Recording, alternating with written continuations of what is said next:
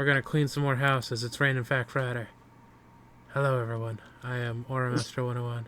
This is your go-to game for In Fact Friday. It's a good game, and I can say haha funny silly things while you do random facts. Like the first random fact. Do you know that 16 inches could kill you? Did you know 16 centimeters could kill you? How much is 16 centimeters? 16 centimeters? Yeah. In inches, you fuck. I don't know, what's the conversion rate? 2 points. We're gonna say like a healthy 3 inches, so 16 times 3. Oh damn. It'd be 6.3. That's a dragon. That's one whole dragon penis right there. You have a big bearded dragon then. I meant like a regular dragon. You have a small Komodo dragon then. No. Technically, dragons have 2 penises. Oh, it's spicy. Yes, they're lizards. Why wasn't that a thing that was in Skyrim? Dragon penises in general were inside. Just a Skyrim mod where it's like all dragons have 2 erect penises all the time now.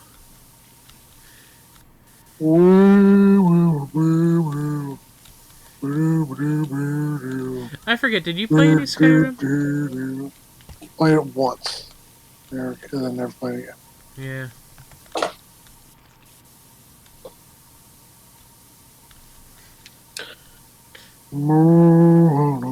I almost said something weird. And speaking of not Skyrim, in RuneScape, the party hat was initially a common item from a 2001 holiday event, but has since become one of the game's most valuable assets, as it was originally considered worthless and often discarded. These hats are now rare collectibles, some colors valued at the billions of in-game gold. Yeah, that's kind of weird. That's kind of weird with like MMOs and stuff and what's the word? Like collectibles and shit like that. I wonder what the most rare collectible for Final Fantasy XIV is. Do you want me to Google that? Yeah, sure. The rarest collectible for Final Fantasy XIV. Yeah. I'm assuming it's either going to be a mount or... It is? A cloud fleshlight. Okay, Chris. Actually, I got that last week.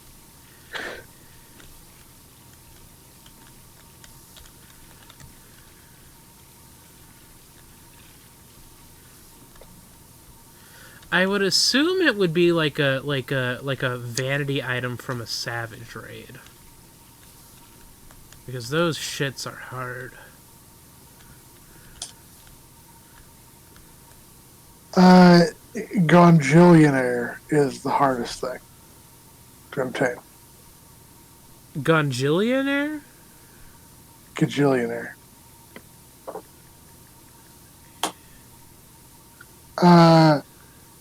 Parade Chocobo is pretty rare as well. Mm-hmm.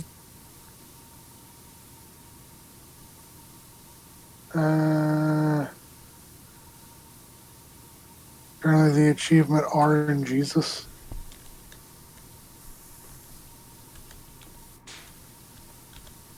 Mentor Roulette Mount. Oh, Jesus. Mad Bird Ring. Oh, wait, yeah, it is probably the Mad Bird Ring. If it's the correct thing that I'm thinking of. Yeah, okay, so I can explain the Mad Bird Ring a little bit. So Hellhounds. So the Mad Bird. So in Final Fantasy Final Fantasy 14,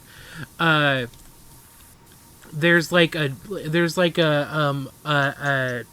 lottery called Cacturn Pot or something, and every week you randomly pick a set of numbers, and on Saturday evening, the numbers are called that, like, hey, here's our winning numbers, and you get you get prizes depending on if any of the numbers in the, like, if any of the numbers match up with the number. Well, let's hypothetically say you pick the 4-digit number 5724. And so basically you would get a better prize based on how many numbers match up starting with 5. So if the what's the word? If the Cactopot number on Saturday starts with a 5, you'll get like the small bonus. If it starts with a 4, if it is 5 then 4, and it can continuously goes up until it's like, oh hey, you've guessed all 4 of the numbers correctly. Here's your prize, and it'll be a large quantity of points that you can use in the casino in the game, and then also the Mad Bird Ring, which is just an accessory. Like an accessory that doesn't do anything, and And looks so like a no chocobo. one buys it. Well, nobody can buy it at all. Oh yeah, I guess that's the thing in Final Fantasy 14. Yeah, you can't sell vanity items, I don't think. At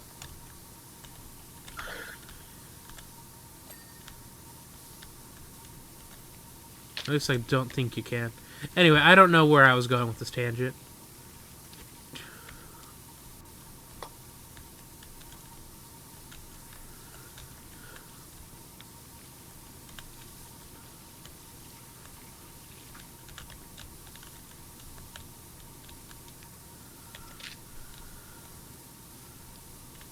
Did you know that Marilyn Monroe didn't just stand over like a hot vent? She actually like farted like real hard. It also is not in the movie in the way you think it is. Huh. It's also not in the movie the way that you think it is, apparently. So that iconic shot, she goes over a vent in the movie. Uh-huh. But it's during the day and they just pass through it in the scene. I see. So it happens during the day and they just walk over it. That is information from off screen. Mary Curie was apparently a cougar. Shit. Who had a notorious reputation with younger colleagues, and almost cost her a second Nobel Prize. Damn. Yeah. Imagine a lady. Imagine. I mean, I'd let Madame Curie smash. I don't know if it's a wise idea. Oh, it's okay. The radiation. No, it's okay.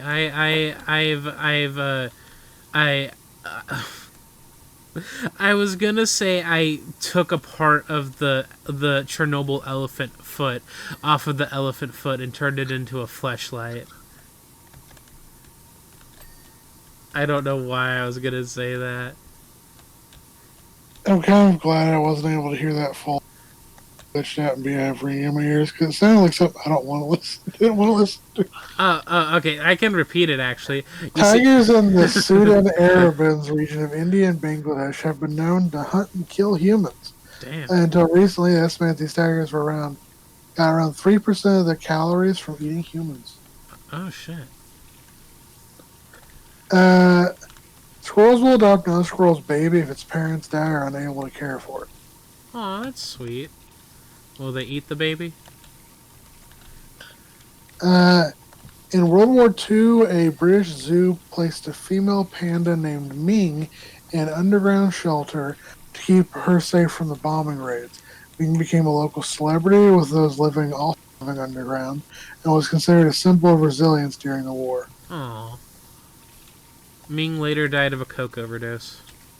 There's a 605-page Quran written in Saddam Hussein's blood. Okay. Why? Legendary record producer Quincy Jones lost the co-creator of the sketch comedy show Mad TV. What's the difference between Mad TV and what's the word?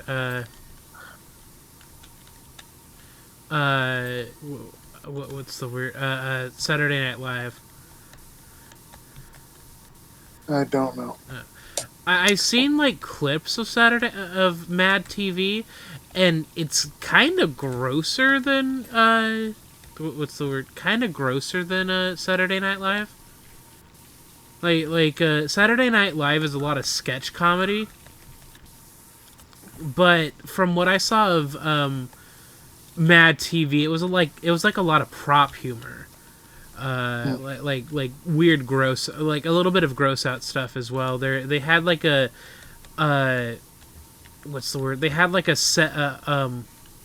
segment where it was like a parody of like one of those fixer upper guys, like what's the word? Like Home Improvement, and he just kept on like fucking up his hand and shit, like putting a nail through it, and it's like, oh, this is a little too visceral for me. Oh, yeah, that's my. So apparently, in the 90s, Saddam Hussein decided to spend hundreds of millions of dollars on 3 grandiose projects in a bid to bolster his Islamic credentials and preserve his leadership and tyrannical legacy. Only one ended up being completed. Is the al-Ma'arik Mosque, meaning Mother of All Battles, and was designed to commemorate the First Gulf War. At the same time, it was preserved as a personal tribute to Saddam himself. Huge blue and white mosque completed in April 2001. This is in time for the 10-year anniversary of the Gulf War. It's full of subtle and not so subtle references to the war and Saddam himself. The mosque's 4 towering minarets are said to resemble a barrel of Kalashnikov rifles, while the 4 inner minarets are shaped like Scud missiles sitting on launch pads.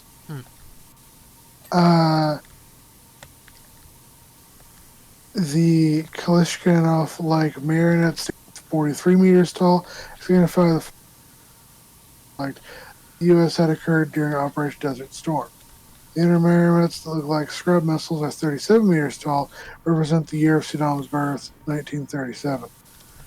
Central dome in the mosque was set in the middle of a reflecting pool of water shaped like the Arab world, which has 25 feet wide mosaic representing Saddam's thumbprint, with an inset magnified version of his initials made in gold. The pool's 28 foundations, 4 inner minarets, and 27-meter height taken together represent the date of the megalomaniac leader's birth, 28th of April.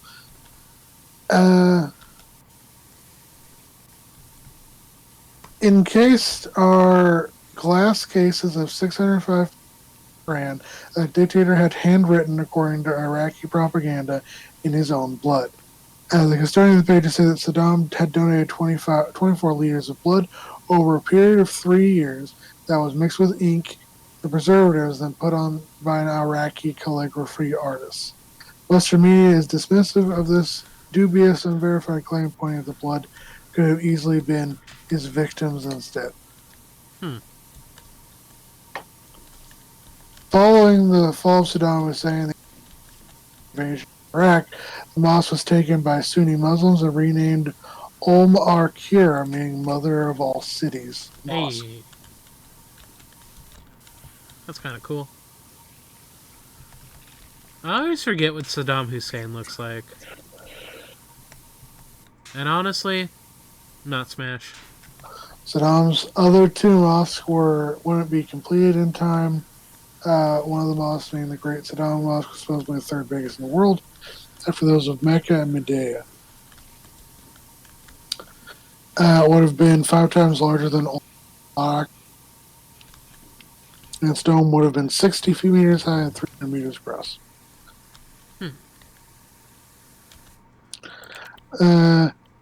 The construction of the mosque didn't progress much when the Gulf War broke out, and by then only a few columns had been erected. The unfinished mosque is now resigned to be a parliament building.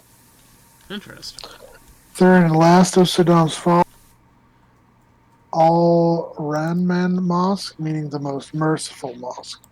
Um, Located near an old race course, its massive mosque with uncompleted central dome still open to the sky, surrounded by 8 smaller domes, each featuring the height of 7 smaller domes integrated within the walls.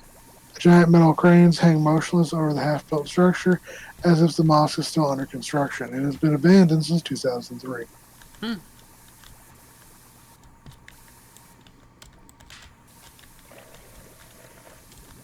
Fascinating. During the Cuban Missile Crisis in 19, Black Bear ended up messing with some underground wirings, which sound an alarm and caused nuclear-armed F-106 fighters to scramble from a base in Wisconsin, and they were about to take off towards Cuba when a false alarm was issued. Oh wait, false alarm, everybody! It was just the bears again. It's all good. It's like the sharks eating the British cables. Yeah. Men and women have different odors of sweat, with sulfur sweat in comparison to men, whereas and where female sweat smells more oniony, male sweat smells more like cheese. Damn. Tasty. Apparently this switches if the individual transitions. Ooh. So it has to do with like the hormones you take. Tasty. Osteodontocheetoprosthesis, or tooth and eye surgery, is a part of a tooth is implanted into an eye to restore a patient's vision. I'm sorry, what? Yeah. You put a tooth into somebody's eye to restore vision? And I'll pull it up more.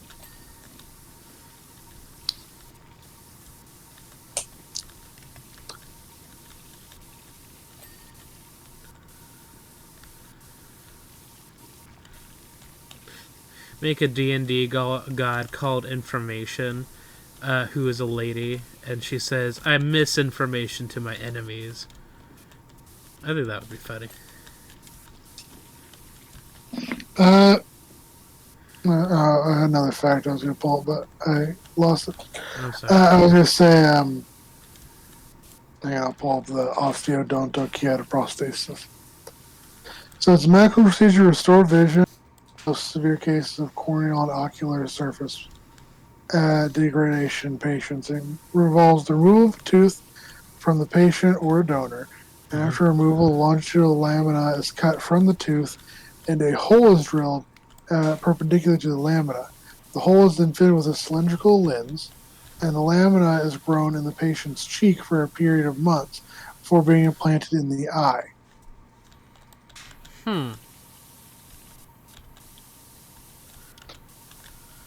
So it's basically a way to make an artificial cornea Interesting.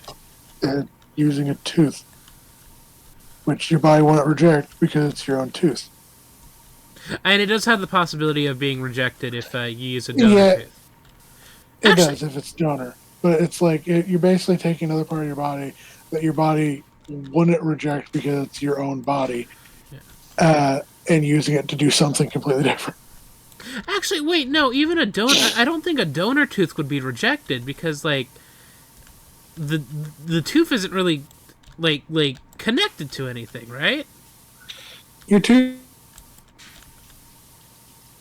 Like, a tooth is living tissue and has a chance of being rejected. Oh, okay. The enamel's not living, but like the inside, that's why your teeth can hurt. If they're living. I guess all my teeth are dead then because my teeth don't hurt at all. Well, if you did something that damaged your tooth, they'd hurt. Chris, Okay, so I had an idea. I shared it with a couple other people, like Akko, and they didn't really think it was a good idea to do it. But I wanted to share it with you. Uh-huh. So I have an idea for a video game. Uh-huh. And I'm trying to pull it up. I had it pulled up. Damn it.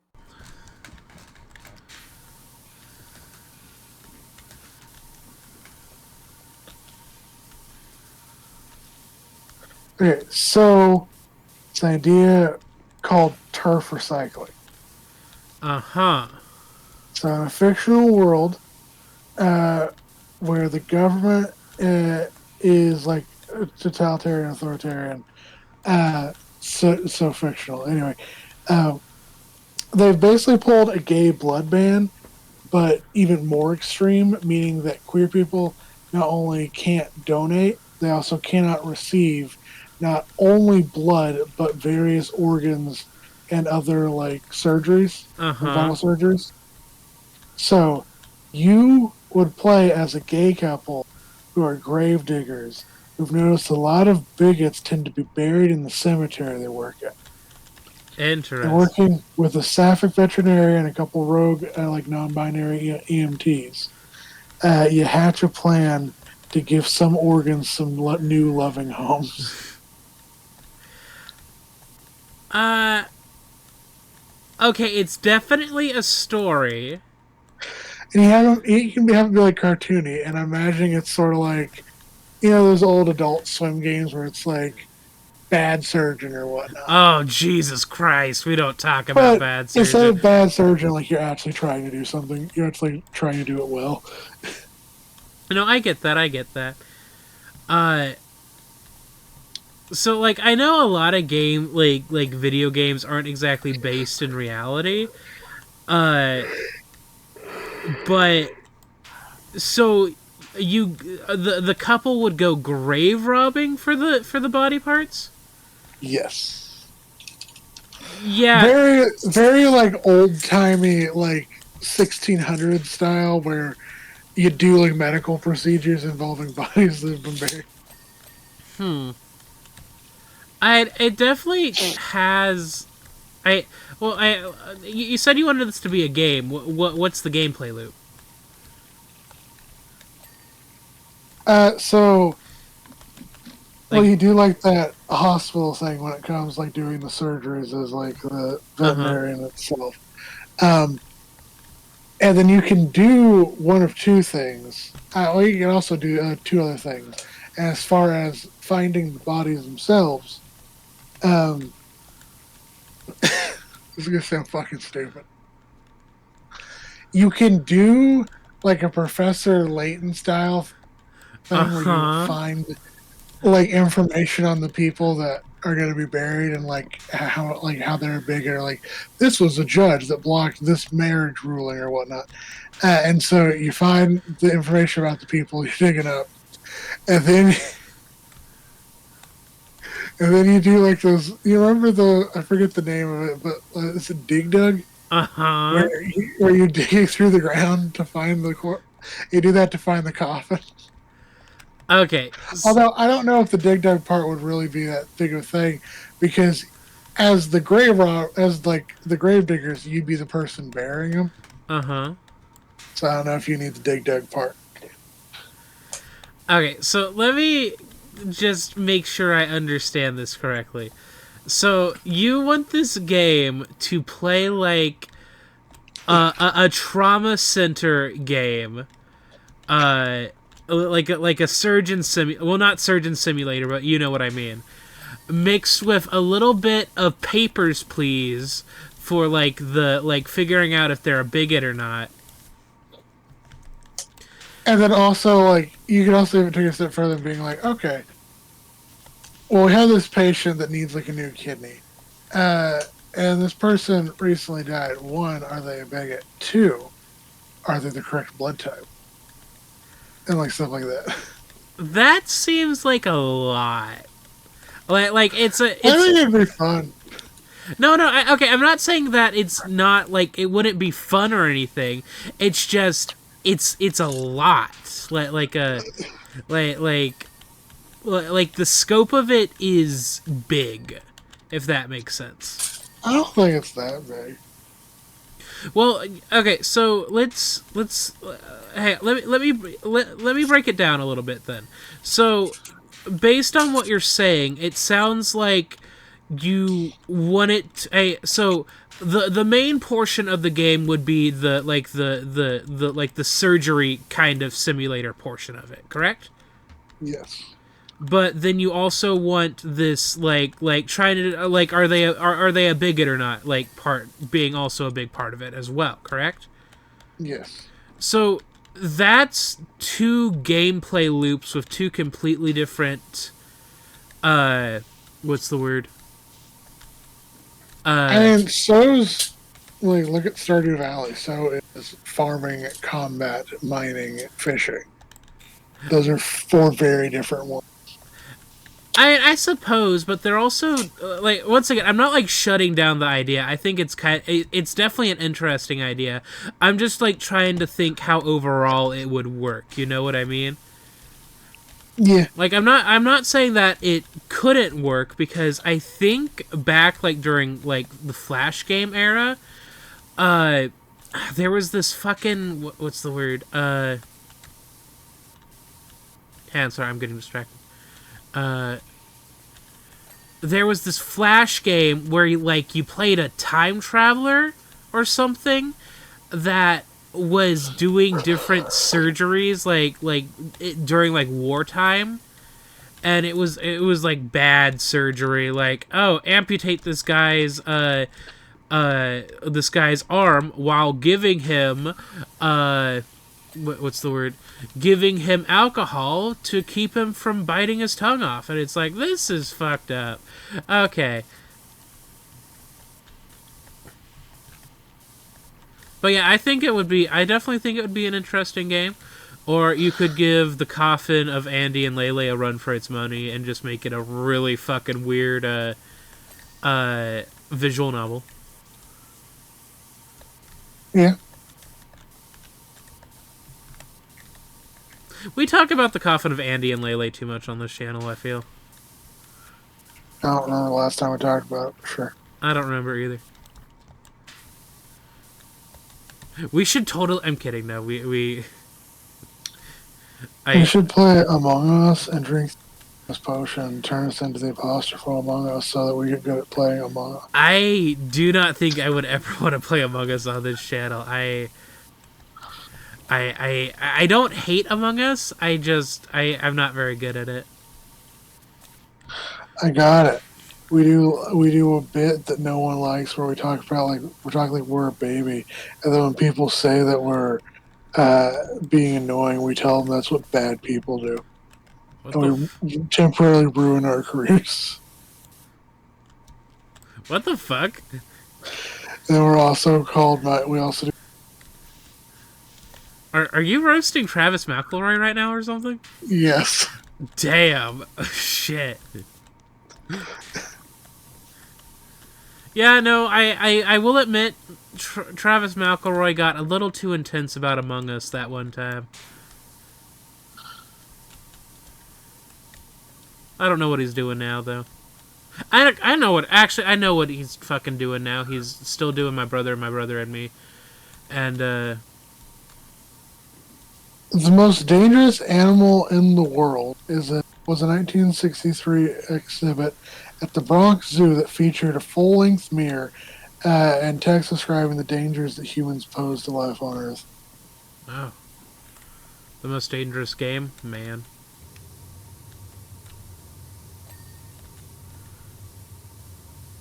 I don't know why I said man was the most dangerous game. I would say Knife Monopoly is the most dangerous game. Don't you agree, Chris? But what plays Knife Monopoly? Man! Exactly. Oh, shit. We better tell that guy who's hunting the most dangerous game. Bye, guys. Bye. Remember, Knife Monopoly is fun with for ages 10 and up, and in groups of 5. Specifically 5.